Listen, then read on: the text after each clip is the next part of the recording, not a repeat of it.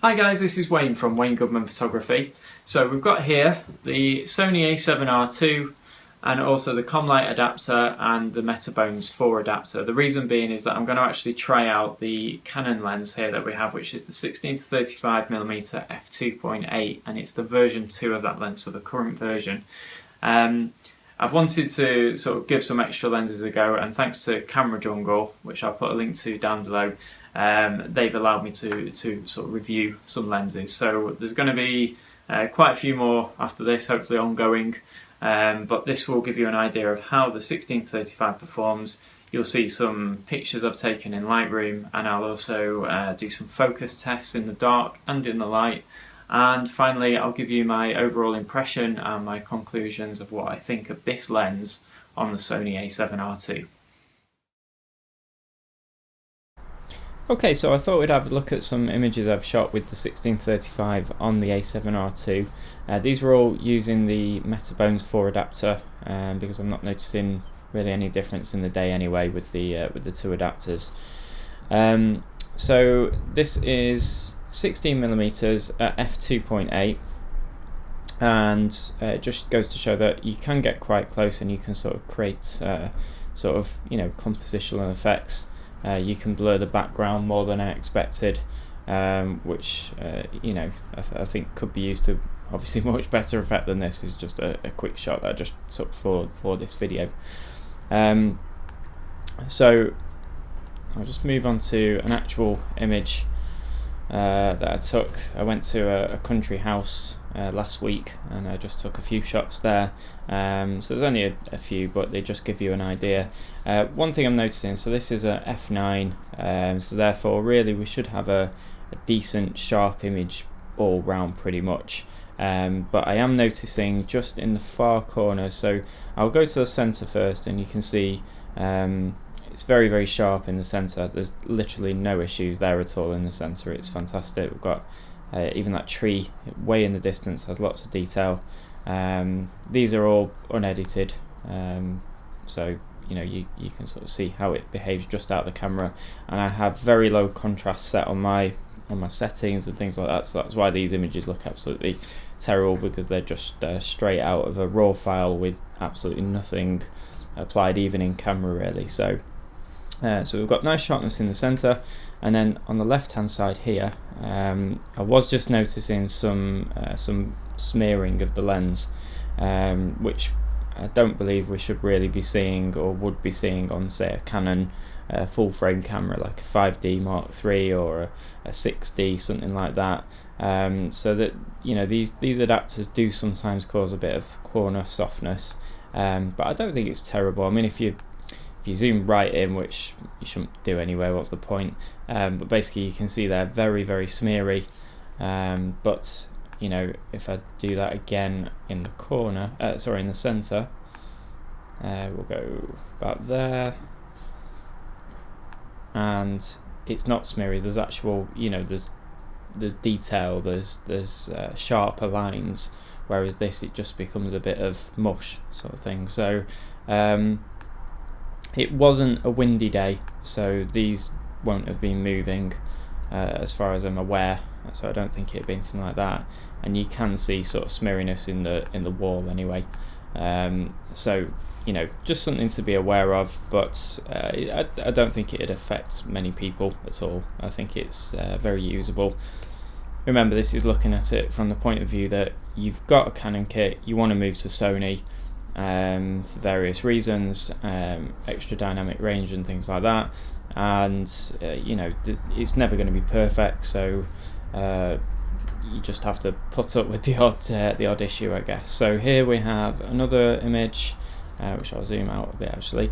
So you can see very, very nice sharpness on the flower here. I was trying to get the center of the flower, but clearly I missed it. But they were only sort of basic shots. I was mainly taking pictures that day for videos, so they were just to give an idea, but they're not going to go on my wall for sure. This is at f2.8, so again another image showing that you can play about with sort of soft backgrounds, even at 16mm like this image is. I was very pleased with the outcome of this image. You can still tell there's a house and things in the background, but you know, if you want to give context, but you've got a nice sharp center.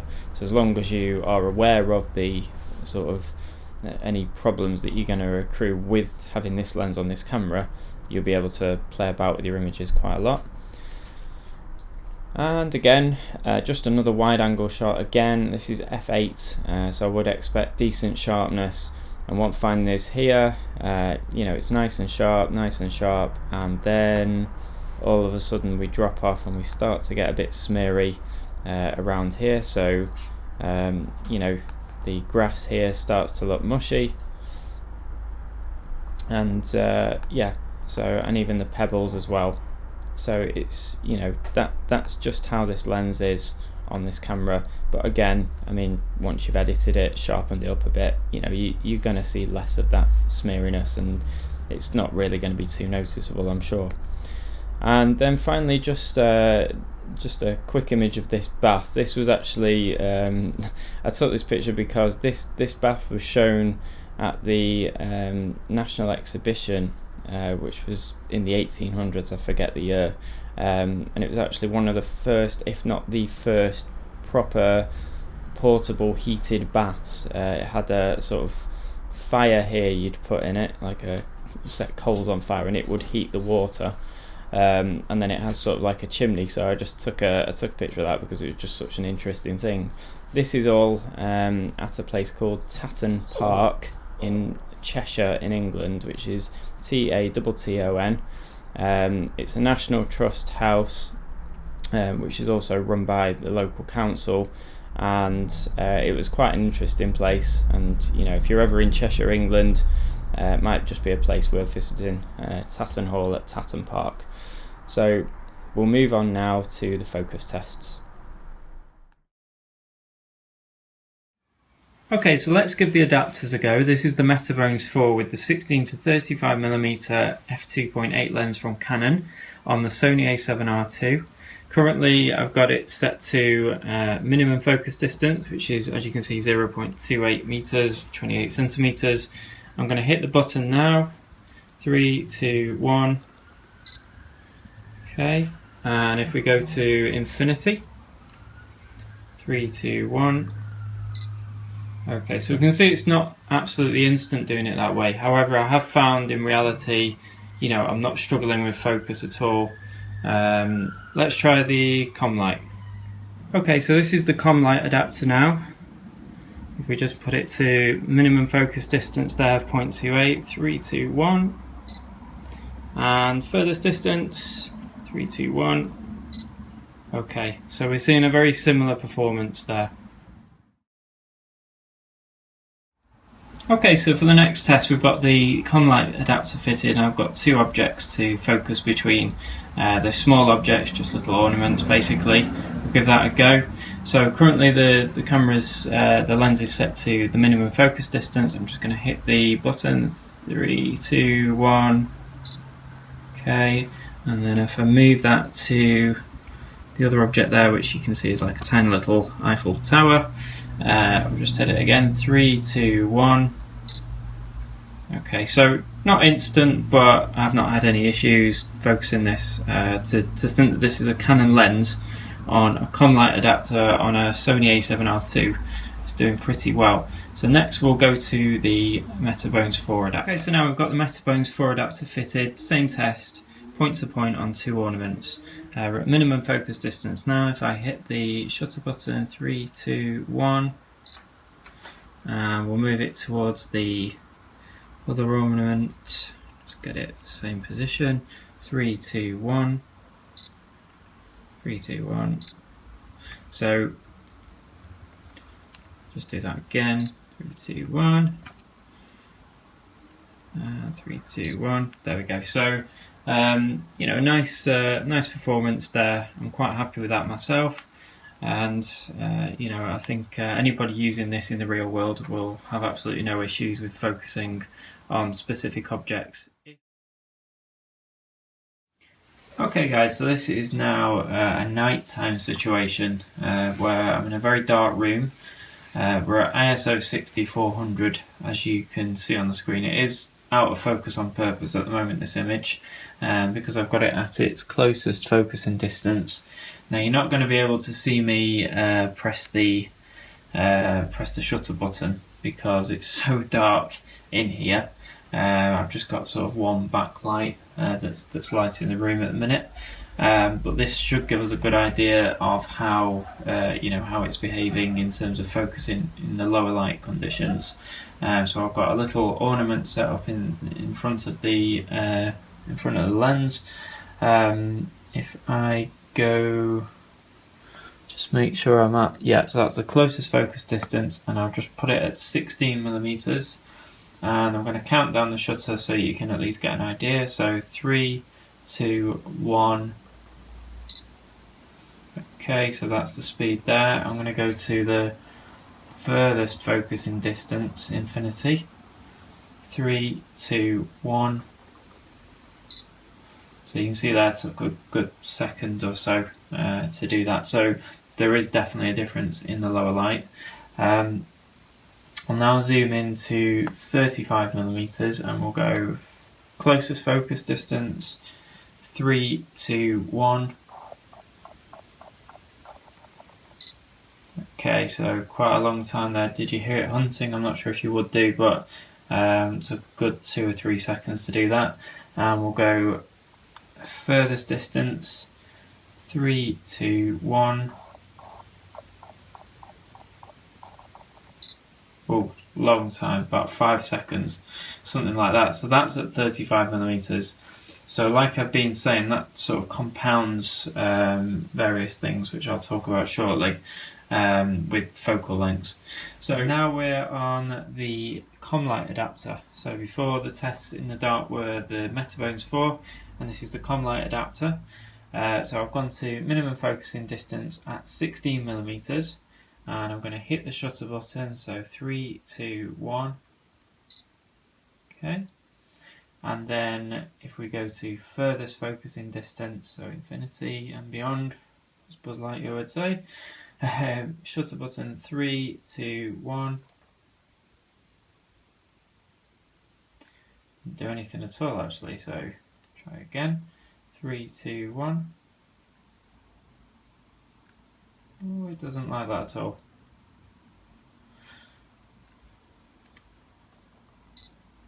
So from closest focus it does do it, and from furthest it just tries and then gives up the ghost. So quite unusual, wasn't expecting that actually.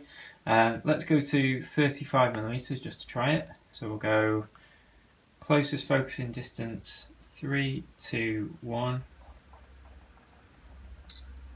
Okay, and then infinity, 3, 2, 1. No, again. So 35mm at from an infinity point back down to sort of the, I don't know, I'd say it's about 30 centimeters, maybe no, about 40 so centimeters focusing distance.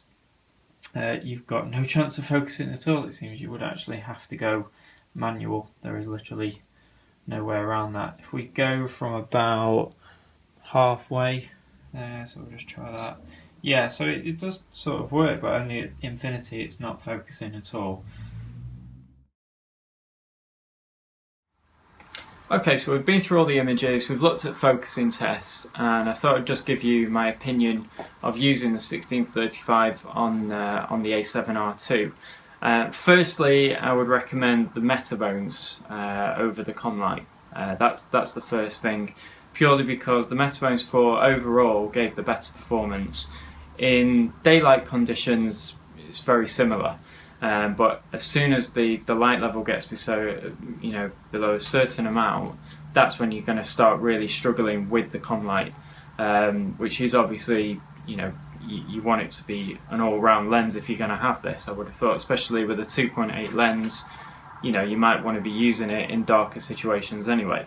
So that's the first thing. So definitely recommend the Metabones. It's a lot more expensive, but it seems to do a better job. And I think the main reason is because the firmware is upgradable on the Metabones. As soon as another adapter comes out from a different company that has upgradable firmware, I think then we'll see, you know, a bit of a price war going on. But right now, the Metabones really does seem to be the one to have. It gives you, it gives you better focusing day and night compared to just daytime, it seems, really, with the Commlite. One thing for me, this lens is great. It's a very good sharp lens in the centre. We've seen a bit of corner smearing in the corners, the far corners, but I don't think it's bad enough to really worry about. But the main thing for me really is that when I bought the A7R II, I really wanted it to be, compact, light. I didn't want to be dragging massively heavy kit with me. I want to drag as little as I can, just like a lot of people. And as soon as you start adding lenses and adapters, you're getting away from that whole philosophy anyway. This is a long lens, as you can see from this shot. It's not a massive lens, but it's not a tiny lens. And you've also got the adapter on there as well, which it's not a huge thing. It's about an inch in depth, but that's quite a heavy adapter as well. I mean, it weighs a good few grams, that, because it's all metal. So you're adding the weight of that, then you're adding the weight of the lens. If you're wearing it on a standard camera strap, not something like a Black Rapid, it's going to sort of nosedive. You've got an unbalanced front to the lens and the camera. So if you wear something like a Black Rapid, then your camera generally points downwards anyway, so that's not going to be too much different. But if you're used to just a camera strap that's standard, just across the shoulders sort of thing, like I am, and you don't want to bump into everybody and everything as you're walking through, say, a crowd, and possibly risk damaging your lens, it's just something to be aware of, that it does start to get away from possibly the idea of where the A7 came about anyway. So that's it for me. I think overall a very good lens, very good performance, considering that they're two supposedly incompatible brands. Focusing is generally fine, but the weight and the size of this lens is possibly an issue for some people, certainly is for myself. So thanks for watching the video. Keep subscribing, make sure you keep commenting and thumbs up the video if you like it. If you're going to leave a thumbs down, make sure you tell me why, because I really want to know sort of how I can improve things to make better content for you. I am trying, as you've seen. My videos from a month or so ago are a lot different to how they are now, and I look forward to reading what you say, and keep watching. Have a great day. Thanks.